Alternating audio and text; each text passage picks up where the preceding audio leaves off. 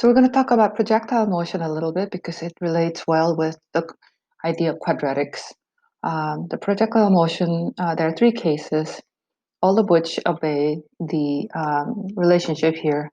When we talk about projectile motion, we generally talk about the height of the object with respect to time. And that is written as h of t.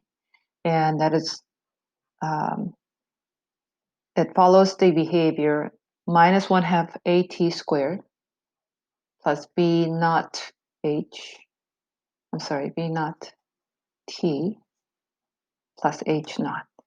Okay, let's go ahead and talk about, first of all, what a is. A is known as the acceleration constant or the gravitational constant, and that is on Earth roughly 32 feet per second per second. Let me write that down.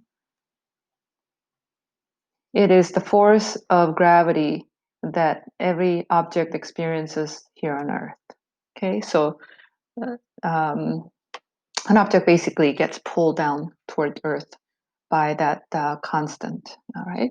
And so if we put that a value into the height of an object that is moving due to some projectile motion, it would be minus 1/2, and that's 32 feet per second, multiplied by t squared, plus v naught. We'll talk about v naught in a second, plus h naught, all right? And that, let's go ahead and simplify that. That would be minus 16 t squared plus v naught t plus h naught. Okay, you should already recognize that this um, the function of height with respect to time looks a great deal like the f of x of minus 16x squared plus some constant b times x plus some other constant c. Okay, they are similar.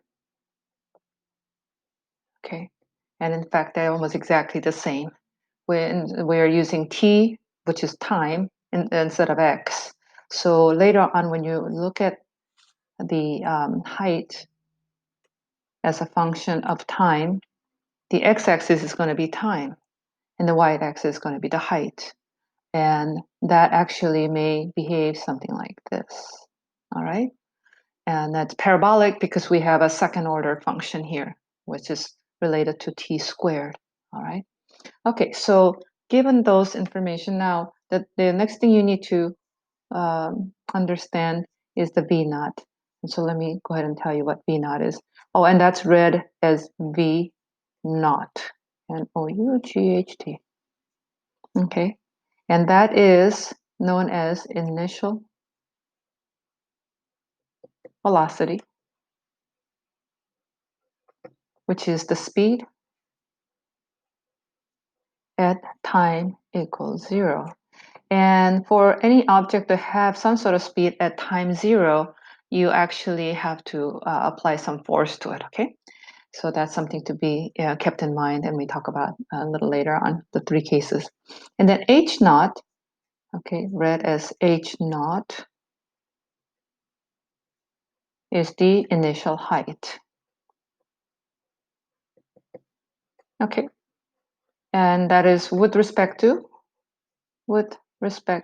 WRT, sea level, which we call the ground.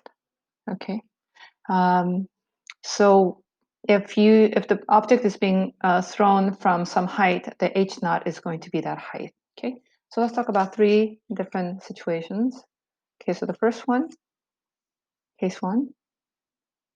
All right, I don't know if you can see this. There's a person kicking a ball, and that makes a motion. It gets blown up, and then it comes down. You know, obviously it doesn't keep flying up into space, right? So that's case number one. And case number one will obey this relationship.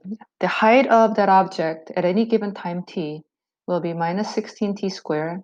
So obviously undergoing some acceleration toward the Earth because of the pull of the Earth, so the gravity.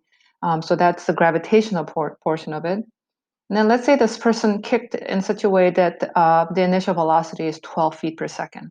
All right, so then that's 12t. And then since the person kicked it from sea level or the ground, the initial height is 0. Okay, so this is the initial velocity of 12 feet per second. Okay, and then this is the initial height with respect to ground, which is 0. Okay, all right, so that's case number 1. And the second case is a free fall. And let's say that you are standing on top of a building right up here. Okay, and you're going to just drop a ball, okay, straight down toward ground. So this is case number 2. And the height of that ball at any given time is going to be, and of course the time can never be negative, it has to be positive, so from 0 and on, it's going to be same gravitational force applied to the object. And in this case, there's no initial velocity because you're not forcing it, you're just dropping it. So the initial velocity is 0. And let's say the height of the building was 60 feet. So this is the equation you will have.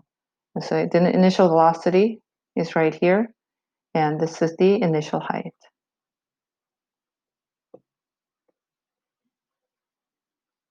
of 60 feet above ground, okay? So there are 2 cases. And the last case is the one where we have, I need to move the other ones a bit little away. So case number 3 is where you are above ground at some height, and you've also applied some initial force onto the object. So you like threw it upward in this case, so that it travels up for a little while and then it starts to travel down. Okay, unlike the free fall where it just travels straight down. So the height of that object at any given time is going to be again the acceleration due to gravity toward the ground. That's why it's minus 16t squared. Okay, minus meaning going down, and then plus. Let's say we applied the initial velocity of 12 once again feet per second. Okay, and then the height in this case, let's say it's from 60 feet that you've started.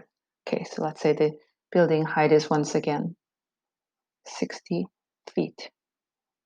All right, so the equation looks something like this. So the initial velocity